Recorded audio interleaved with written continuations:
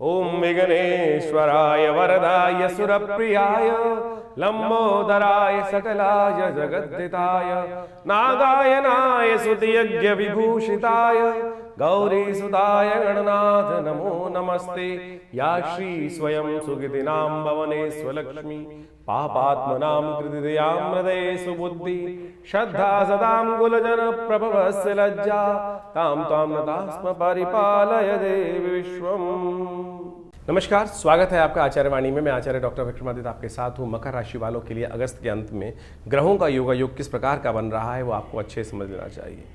ग्रहों का योगायोग मकर राशि वालों के लिए एक तौर पे परिवर्तन का समय दिखाता है और ये परिवर्तन का समय कुछ नई एनर्जी को आपके जीवन में लाता दिखाई दे रहा है। कुछ समृद्धि के योग, नई उम्मीद के योग आपकी राशि में बनते दिखाई दे रहे हैं, जो कई मामलों में आपको सफलता की तरफ अग्रसित करने के योग बना सकते हैं। ये दिसंबर जो अगस्त के अंतिम दिवस हैं वो कई प्रकार से आपकी राशि में, यदि आप कॉन्फ्लिक्ट्स को अवॉइड कर सकें, मन को शांत रख सकें, तो कई प्रकार से जो आपके मन में सोचे हुए संकल्प हैं उन पर यदि सही मेहनत कर पाए तो बहुत बढ़िया तरीके से आगे बढ़ने के योग बनाते दिखाई दे रहे हैं। क्योंकि आगे बढ़ने के लिए जीवन में कई बार चाणक्य नीति की भी आवश्यकता होती है। अब ग्रह परिवर्तन के साथ साथ बुध और शुक्र का जिस प्रकार की युति बनकर अगस्त के अंतिम काल में तैयार हो रही है और ये आने वाले जो कुछ समय है, 10 दिन के समय आखिरी में रह गया है, वो आपके लिए बहुत विशेष तौर पर महालक्ष्मी का योग निर्माण करता दिखाई दे रहा है। और ऐसे में यदि आपने सही रूप से काम किया तो महालक्ष्मी के व्रत जब आरंभ होंगे और उनमें कुछ खास प्रयोग उपाय आपने यदि कर लिए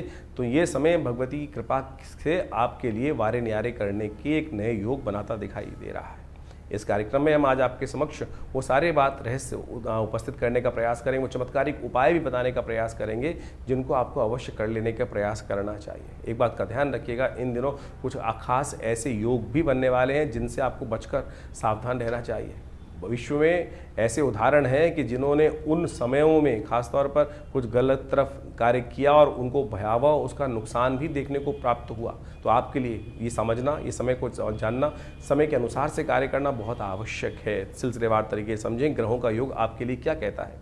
21 तारीख बृहस्पतिवार का अवसर और भाद्रपद का महीना चल रहा है, त्रयोदशी उस दिन तिथि है और ग्रह नक्षत्रों के दृष्टिकोण से ग्रहों का योगायोग आपके लिए बना हुआ है। अच्छी एनर्जी आपके अंदर व्याप्त होती दिखाई दे रही है। उस एनर्जी का उपयोग आप सही समय पर यदि कर लें तो आपके लिए अच्छा रहेगा। इस वक्त जो विचार मन में आ रहे हैं वो कई प्रकार से आपके लिए नया विचार, नया रास्ता दिखाते दिखाई दे रहे हैं। उन विचारों को थोड़ा सा इंपॉर्टेंस देने का आपको प्रयास करना चाहिए। शुक्र इस दिन परिवर्तन करने का अच्छा महत्वपूर्ण योग बना रहे हैं, जो आपकी राशि के सप्तम भाव में बुध के साथ विराजमान होकर महालक्ष्मी को प्राप्त करने का महालक्ष्मी योग, यानी एक ऐसा हिडन योग बना रहे हैं कि जिस समय में बुद्धि और व्यक्ति आपके खासतौर पर जो कार्य हैं वो सही रूप से आगे बढ़ते दिखाई देंगे। लेकिन ध्यान रखिएगा, विचार में कई बार चीज़ होती हैं, गाड़ी आगे निकल जाती है, सोचते सोचते विचार करते करते अब कार्य को आगे बढ़ाने का समय दिखाई देता है। नए कार्यों को आरंभ करने के लिए दिन थोड़ा कम दिखाई देता है। दोपहर तक का दिन अच्छा है, लेकिन दोपहर को करीब करीब 12:45 बजे के बाद भद्रा आरंभ हो जाएगी, तो उस वक्त के बाद नए कार्यों में हाथ डालने से बचना चाहिए।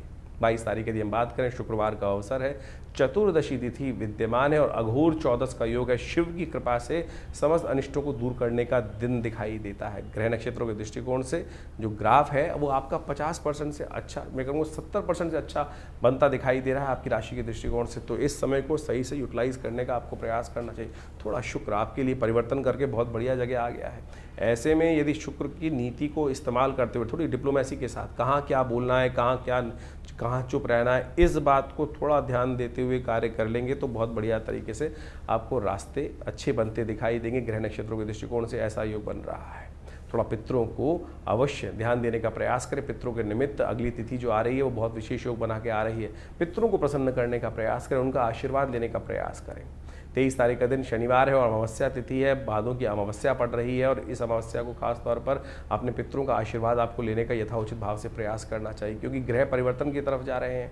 थोड़ा सा आपके मनोमस्तिष्क में विचार जो हैं वो थोड़े से वीतरागी होते दिखाई देंगे। लगेगा कि संसार में बहुत सारी चीज़ें हैं, क्यों हैं, कैसे हैं, कुछ नया शोध, मन जो है कुछ नए रिसर्च की तरफ जाता दिखाई देगा, कुछ शोध करता दिखाई देगा। अमावस्या भी है, कोशिश ये करें इस दिन पितरों के निमित्त एक थाली भोजन गरीबों को निकालने बदलने का अवश्य प्रयास करें, वो आपके लिए बहुत अच्छा दिखाई देता है। शनि आपकी राशि में इन दिनों थोड़ा सा कार्य विलंब करते दिखाई दे रहे हैं, चीज़ों में बहुत ज़्यादा विचार करने में समय ज़्यादा दिखाई दे रहा है। तो ऐसे में शनि को प्रसन्न करने के लिए इस शुभ तिथि में आपको एक काम करने का प्रयास करना चाहिए। बरगद के पेड़ के पास जाकर या पीपल के पेड़ के पास जाकर एक तिल के तेल का दीपक वहाँ प्रज्वलित करने से, 7 प्रदक्षिणा लगाने से, ओम प्रांग प्रींग प्रोंग से शनिश्चराय नमः इस मंत्र का जप कर लेने से आपके लिए ग्रहों के जो नेगेटिव प्रभाव है वो ठीक होने का रास्ता बनेगा।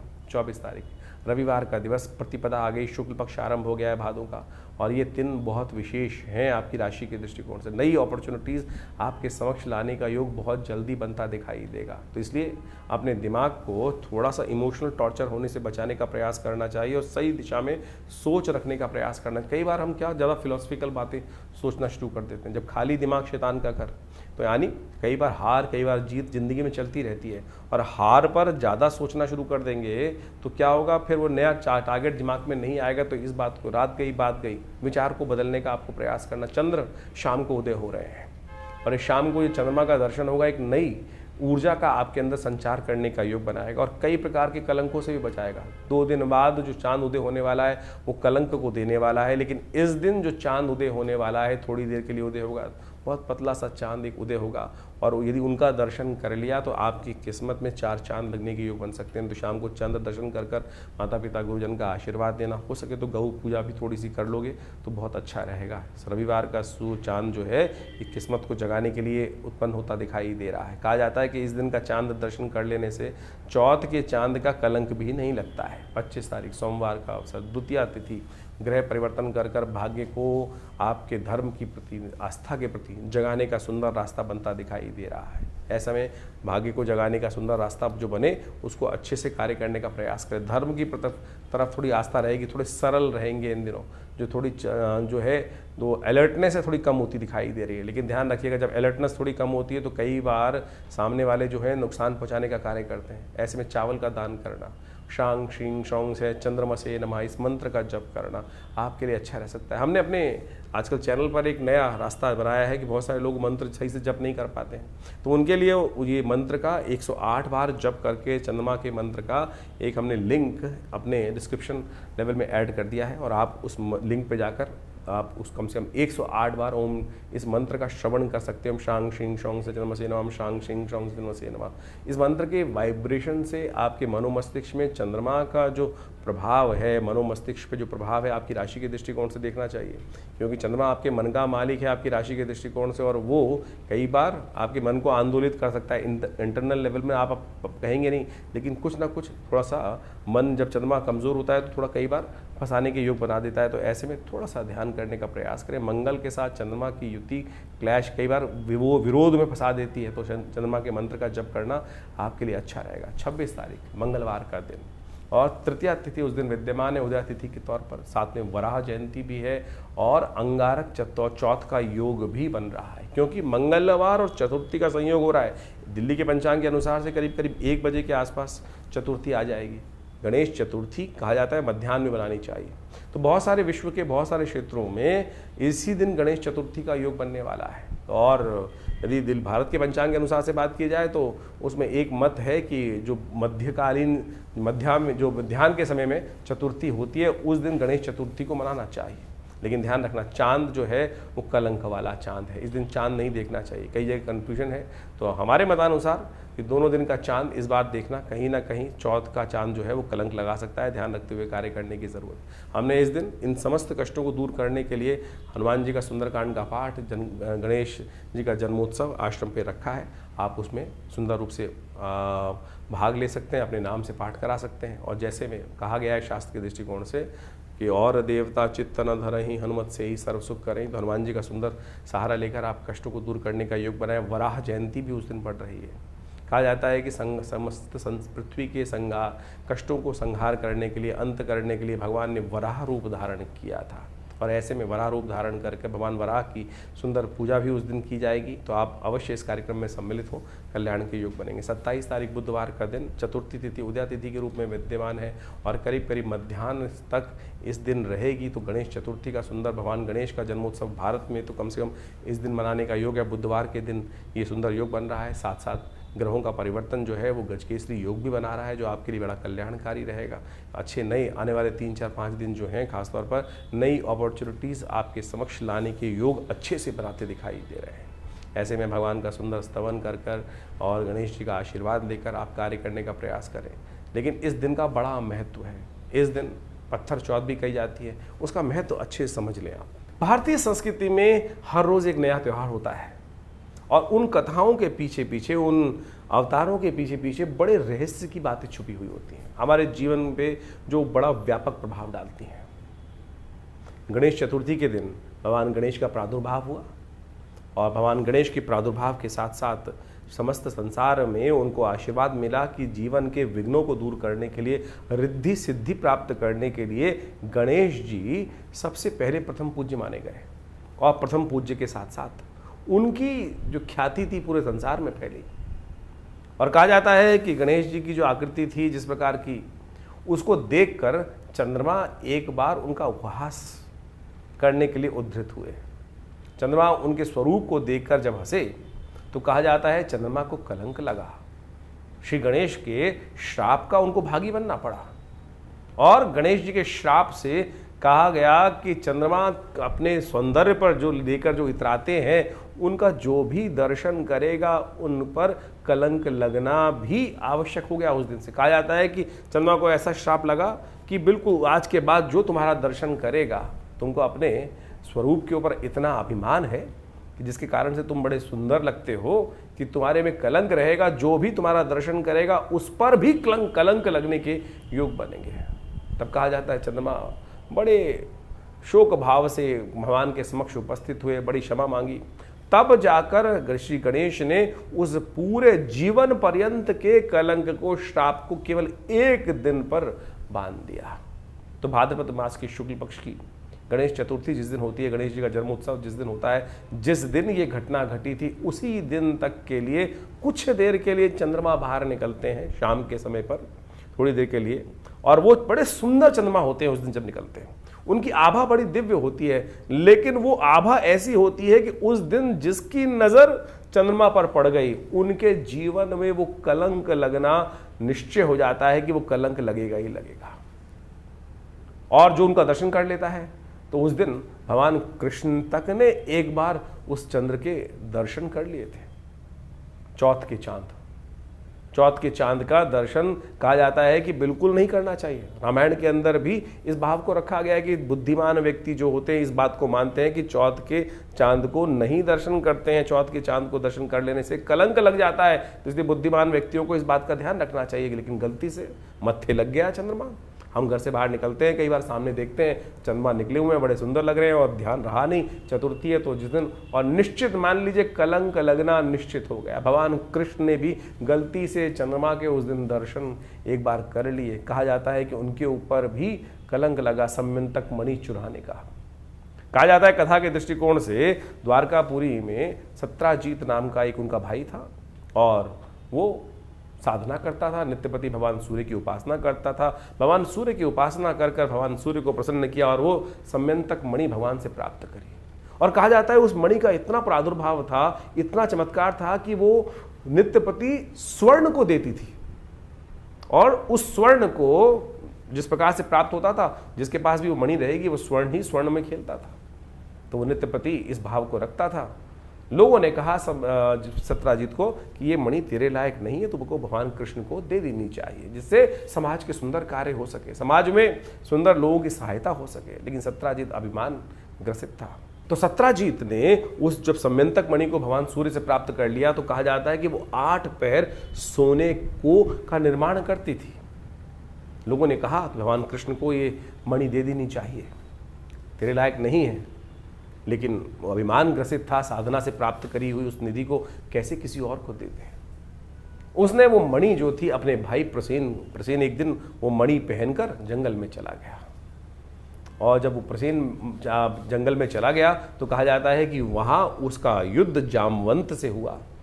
जामवंत से युद्ध होने के बाद प्रसेन को जामवंत ने मार दिया और जामवंत ने जब प्रसेन को मार दिया तो सत्राजित वहाँ पहले से ही इस बात से भाव था उसको कि भगवान कृष्ण इस मणि को प्राप्त करना चाहते हैं, जबकि भगवान की कोई इच्छा नहीं थी। वो समाज की बात कर रहे थे। समाज में बहुत सारे लोगों ने इस बात को रखा था कि सत्राजित ये मणि तेरे स्वरूप के अनुसार से नहीं है, इसको भगवान कृष्ण के पास ही होनी चाहिए। इस भाव को मन में रखकर, क्योंकि वो देव योग से घटना घट चुकी थी कि भगवान ने चंद्र का दर्शन कर लिया था, कलंक उन पर लगना था और वो कलंक लग गया सब पूरे राज्य के अंदर। इस बात को सत्राजित ने आक्षेप किया भगवान, क्योंकि भगवान ने चुरा ली मेरी मणि।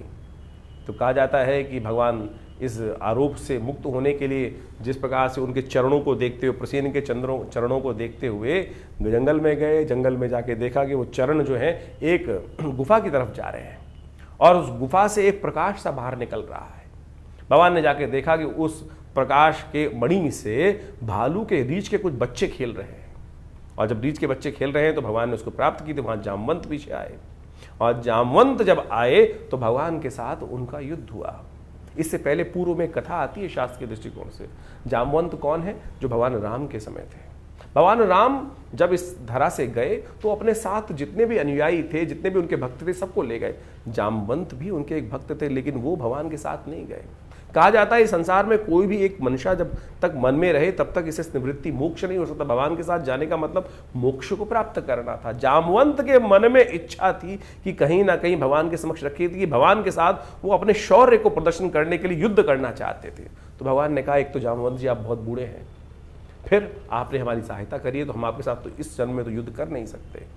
तो इसी कारण से कहा जाता है कि वो इतने लाख वर्ष इसी धरा पे रहे, और जब फिर भगवान कृष्ण का अवतरण हुआ तब भगवान कृष्ण के साथ उनका युद्ध हुआ। और युद्ध में 21 दिन तक लगातार युद्ध होने के बाद वो युद्ध में कहा जाता है कि जामवंत हारे, और वहां से भगवान ने मणि भी प्राप्त करी और जामवती को भी प्राप्त किया, और उन दोनों को लेकर पुनः द्वारका पधारे और वो सत्राजित को वापस करी और पूरी कथा सुनाई। कहा जाता है इस कथा को सुन लेने से वो जो कलंक होता है वो नहीं लगता है। तो इस बात को हमें ध्यान रखें। इसके साथ एक और बात बता देते हैं हम आपको, इस कथा के साथ साथ समझ लेनी चाहिए कि इससे पहले जो दूज का चांद निकलता है, जो इसी मास में शुक्ल पक्ष का आरंभ जब होता है उस दिन दूज के दिन भी चांद निकलता है। कहा जाता है इसीलिए भारतीय संस्कृति में परंपरा बनी कि दूज का चांद अवश्य देखना चाहिए। जो दूज का चांद को देखकर माता पिता गुरुजन का आशीर्वाद लेता है, गौ पूजन करता है, उसके जीवन में कभी कोई कलंक नहीं लगता। तो इससे पहले भाद्रपद मास में जो चांद दूज को दिखाई देगा, यदि उसका भी दर्शन शाम के समय कर लेंगे तो फिर गलती से यदि चंद्रमा चौथ का चांद आपके माथे लग भी गया तब भी उसका कलंक आपके मनोमस्तिष्क को परेशान नहीं करेगा। आपकी कीर्ति पर कलंकित नहीं करने का आरोप, जो कलंक करने का आरोप लगता है वो नहीं लगेगा। ये शास्त्र में अद्भुत चीज है। ये नहीं कि एक चीज का रास्ता नहीं है। तो आप समझे, इन वर्ण कथाओं के माध्यम से हमारे जीवन में जो घटनाएं घटती हैं उनको भी। अब इस बात को एक और समझें, ज्योतिष के दृष्टिकोण से कहाँ महत्वपूर्ण बात आती है कि ज्योतिष के दृष्टिकोण से अब ये तो कर्म के अनुसार से भाग्य बन गया ना। आपकी जन्मपत्री में तो कहीं नहीं लिखा था कि आप इस प्रकार का दर्शन कर लोगे फिर आपका कलंक लग जाएगा जीवन में। ये तो आपके जीवन में कर्म के द्वारा किया गया प्रभाव आपके जीवन में उपस्थित होता है। यानी आपकी जन्मपत्री के अलावा जन्मपत्री जो बनी वो तो आपके पूर्व अर्जित कर्मा के अनुसार से आपके जन्म के समय का एक चार्ट बनकर आया, लेकिन उसके बाद जितना आप आगे चलते जाएंगे तो आपके जीवन के घटनाक्रम जिस प्रकार से चल रहे हैं, जैसा आप कर्म कर रहे हैं उसके अनुसार से आपके भाग्य बन रहे हैं। बहुत सारे लोग इस बारे में एक प्रश्न भी कर लेते हैं कई बार।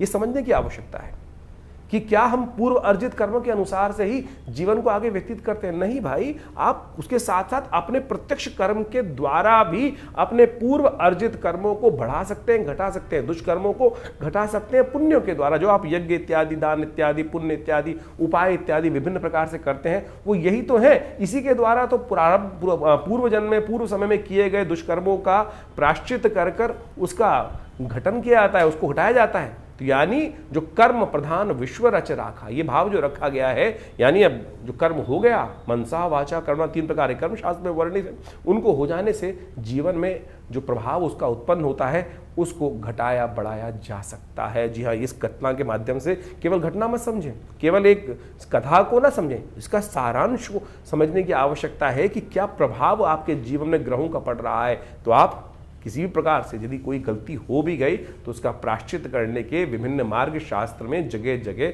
वर्णित किए गए हैं। तो इस कथा के माध्यम से हम समझें। तो इस दिन भगवान का स्तवन करें, श्री गणेश का स्तवन करें। अब जो कर्म हो गया, अब चंद्रमा के द्वारा भी तो गलत कर्म हुआ, वो चाहते तो नहीं थे, लेकिन क्या हुआ, सामने एक ऐसी स्थिति बनकर आ गई, भगवान शंकर के पुत्र के ऊपर हाथी का चिन्ह लग गया। तो कोई भी व्यक्ति जब कुछ ऐसी प्रकार से एक अजीब चीज देखता है तो उपहास उठाने का एक स्वाभाविक प्रयास करता है। वो उपहास का जो उपहास यानी हास मजाक करने का कितना दुष्प्रभाव हुआ कि चंद्रमा पर जीवन पर्यंत का कलंक लग गया। लेकिन फिर उन्होंने पश्चाताप किया, भगवान के समक्ष क्षमा मांगी। तो उस क्षमा मांग के 365 दिन पूरे जीवन का कलंक हटाकर केवल 2 आधे घंटे के लिए उस कलंक को बांध दिया गया। चल इतनी देर के लिए तेरे को प्रायश्चित इतनी देर तो करना ही पड़ेगा, इतना तूने जो किया। तो यानी जिस प्रकार के भी ये कर्म करते हैं, लेकिन सबसे पहले हम समझें कि हमारी गलत हुआ, उसको ठीक करने का मार्ग अवश्य बनाने का प्रयास करें। इन कथाओं के माध्यम से ज्योतिष के साथ हम कई बार एक कथा सुनाते हैं, तो इस बात को हमें समझना चाहिए कि इन सबका महत्व ज्योतिष के साथ है। ज्योतिष बिना पुराण के अनुसार से नहीं समझी जा सकती। ज्योतिष केवल ग्रहों का खेल नहीं है। ग्रहों को जानने के साथ साथ उनके द्वारा किए गए जो प्रभाव हैं, अच्छे या बुरे, बुरे हैं तो उनको निष्क्रिय कैसे करना है, उनका जो माध्य निकलना है, रास्ता निकलना है, वो इन जो वैदिक शास्त्र हैं उनके अनुसार ही निकलना है। तो हमने इस बात को आपके समक्ष इसी कार्यक्रम में इसलिए रखने का सोचा कि आपको पूरा सार समझाने का प्रयास, छोटे रूप में नहीं समझ सकते हैं तो आप किसी प्रकार की भी जीवन में चिंता करना छोड़ें। सबसे पहले तो अरे कुछ ये प्रभाव हो गया, बहुत सारे लोग से पकड़ के बैठ जाते हैं कि मेरी तो 7.5 चल रही है, मेरा तो ये चल रहा है, मेरा तो वो चल रहा है। अरे चलना है तो चलने दीजिए ना, उसका हम ठीक करने का रास्ता भगवान की प्रार्थना से, उन उपायों से सही मार्ग पर चलकर प्राप्त करने का प्रयास करें। बहुत सारे लोग बड़े विचित्र होते हैं, लाखों रुपए खर्च करने को तैयार है कि मैं इसको कर देता हूं, ऐसा कर देता हूं, ये पंडित जी मेरे लिए ये जब कर देंगे, ऐसा कर देंगे, वो कर देंगे। क्या? अरे आपके स्वयं करने से होने वाला है। मैं ये पहन लेता हूं, कोई अंगूठी पहन रहा है, कोई कुछ कर रहा है, कोई कुछ कर रहा है। कर्म मन से सोचने से, कर्म को सही मार्ग पे करने से तब जाकर कष्टों से निवृत्ति का मार्ग बनेगा। इसको सैद्धांतिक तौर पर आपको अच्छे से समझ लेना चाहिए। आपका स्वयं का समर्पण चाहिए, तब जाकर भगवान की कृपा आपके जीवन में प्राप्त होगी। तो ये सुंदर रूप से गणेश जी का जो जन्म की कथा है ये बड़ी अद्भुत है, और हमने इस दिन विशेष तौर पर भगवान की प्रार्थना करने के लिए आश्रम में बड़े विशेष कार्यक्रम रखे हैं।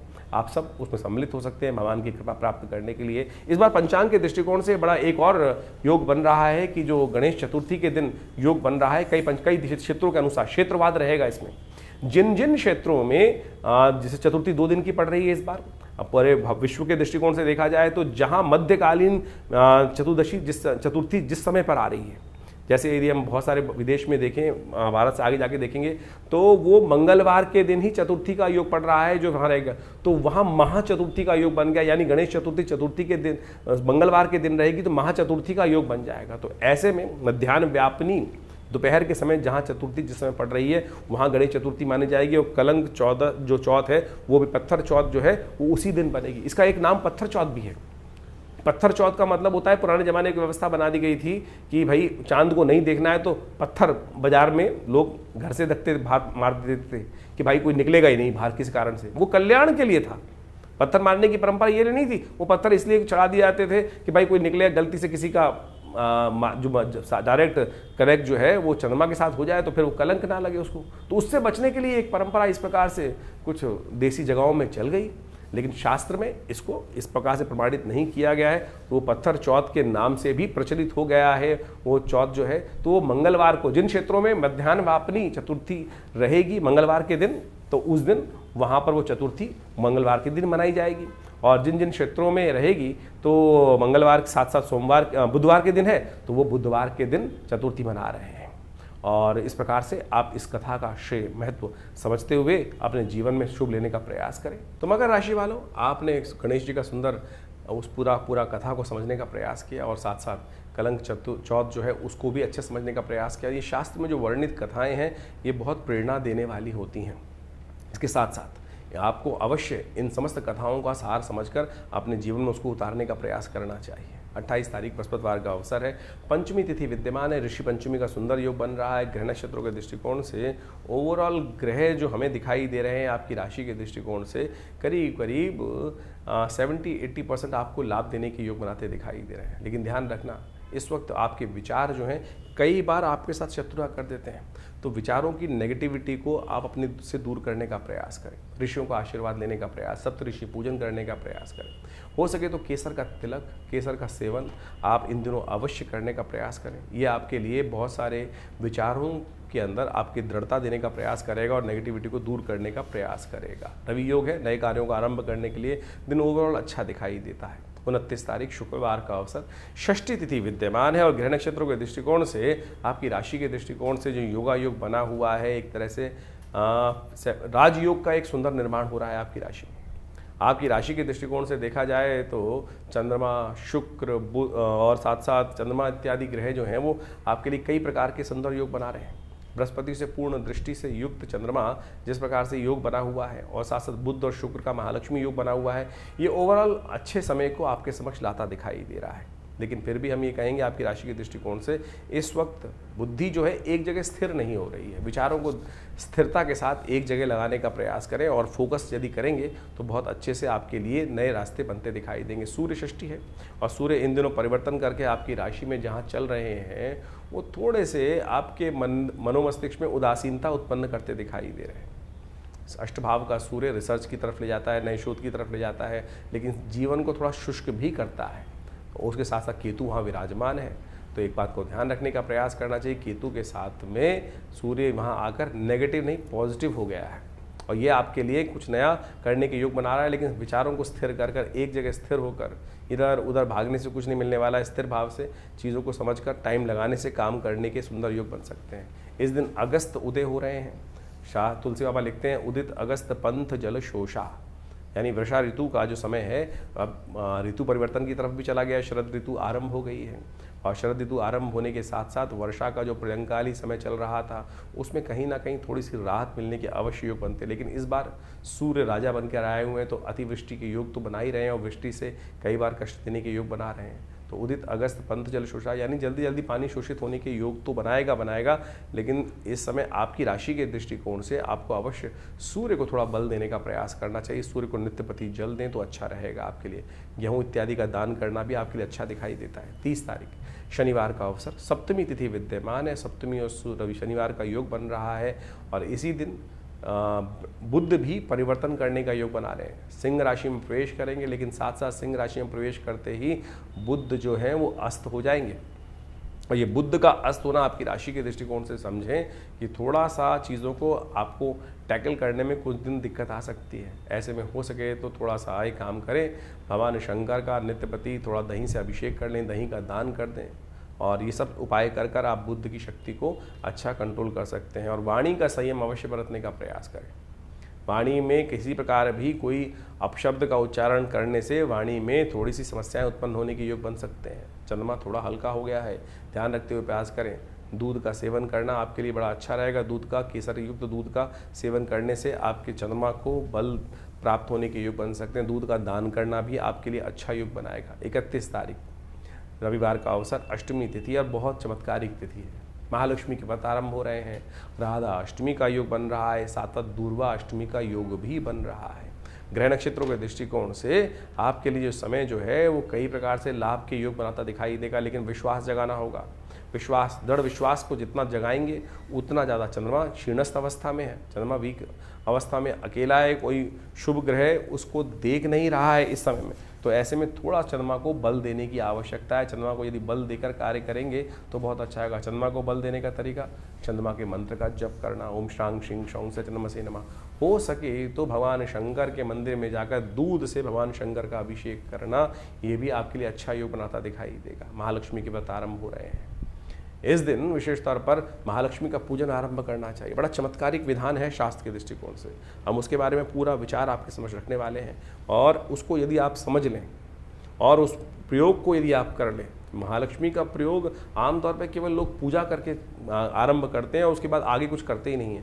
केवल पूजा कर लेने से, भगवान की पुष्पमाला अर्पित करके, नैवेद्य अर्पित करके, धूप दीप दिखाकर, ये तो केवल पूजा कर्मकांड का सिद्धांत हुआ, लेकिन अनुष्ठान कहाँ हुआ। ये महालक्ष्मी के जो व्रत हैं ये 16 दिन का अनुष्ठान है। अनुष्ठान में श्री सूक्त का उपयोग होना चाहिए। श्री सूक्त भगवती महालक्ष्मी के जो चमत्कारिक मंत्र हैं उनका जप होना चाहिए। वो क्या विधि है, क्या विधान है, वो हम आपको बताने जा रहे हैं। तो अभी आपने नित्यपति राशि का फल समझने का प्रयास किया और अब आप समझें कि सबसे महत्वपूर्ण जो इस पूरे के पूरे अगस्त के अंदर एक तिथि पड़ रही है वो है महालक्ष्मी व्रत की। इस संसार में समस्त कार्य करने के लिए महालक्ष्मी कृपा चाहिए और महालक्ष्मी को प्रसन्न करने के रास्ते शास्त्र में अनेक विद्यमान हैं। लोग परंपरागत महालक्ष्मी के व्रत रखते ही हैं, लेकिन महालक्ष्मी के व्रत किस प्रकार से किए जाएं शास्त्र में उसके ऊपर अनेक कथानक, अनेक जो प्रकार हैं, उनकी पूजाओं की पद्धतियां हैं वो विकसित की गई हैं। लेकिन सबसे ज़्यादा महत्वपूर्ण जो है वो है महालक्ष्मी को प्रसन्न करने के ये महालक्ष्मी के जो व्रत हैं विशेष तौर पर। लेकिन व्रत किस प्रकार से किया जाए इसको हमको समझने की आवश्यकता है। ये महालक्ष्मी के व्रत जो हैं ये भगवती महालक्ष्मी का आशीर्वाद किस प्रकार से देंगे। शास्त्र में अनेक प्रकार की कथाएं और अनेक अनेक उपनिषदों में, पुराणों में उनको बहुत महत्वपूर्ण तरीके से स्थान दिया गया है।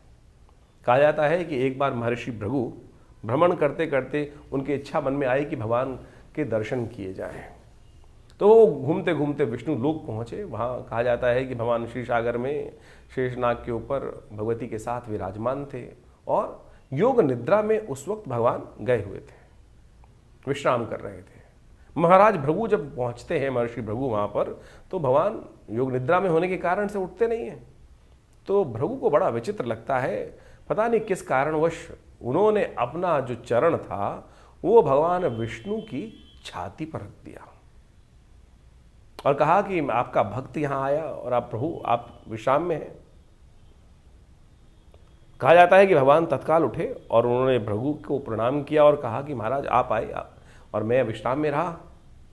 लेकिन जिस प्रकार से उन्होंने चरण से भगवान विष्णु के वक्षस्थल पर आघात किया, कहा जाता है महालक्ष्मी वहीं बैठी हुई रुष्ट हुई थी। जो रुष्ट हुई तो उन्होंने महाराज भृगु को श्राप दिया कि आज के बाद हम किसी भी प्रकार से जो आप लोगों के पास नहीं आएंगे।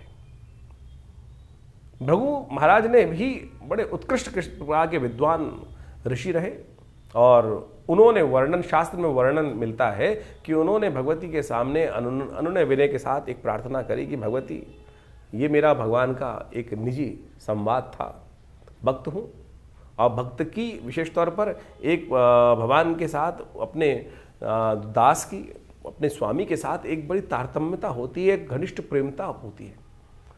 और भगवान ने कुछ नहीं कहा, लेकिन आपने श्राप दिया, मैं उसको स्वीकार करता हूँ, लेकिन ऐसे मंत्र बनाता हूँ।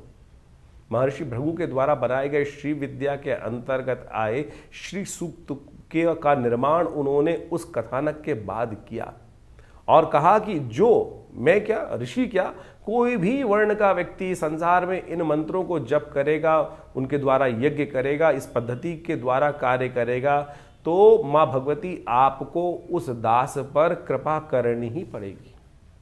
और उनके द्वारा बनाए गए वो मंत्र विशेष तौर पर कहा जाता है महालक्ष्मी सूक्त के रूप में उपस्थित है। ऋग्वेद में आए हुए उपनिषद के अंतर्गत, ऋग्वेद उपनिषद के अंतर्गत आए हुए महालक्ष्मी सूक्त के अंदर इन मंत्रों का वर्णन मिलता है। और सत्य माने हमने इसके ऊपर बहुत शोध किया। ये जो विधि है श्री सूक्त की, ओम हिरण्यवर्णाम हरणिम सुवर्ण रजत सृजाम चंद्राम हिरण्यमयीं लक्ष्मीं जात वेदो माव ताम आव जात वेदो लक्ष्मी मनमगामिनीं यस्याम हिरण्यम विंदेयम कामश्वम पुरुषानहम। ये जो 16 मंत्र है, हमने 2 मंत्र आपके समक्ष इस वक्त यहाँ रखे।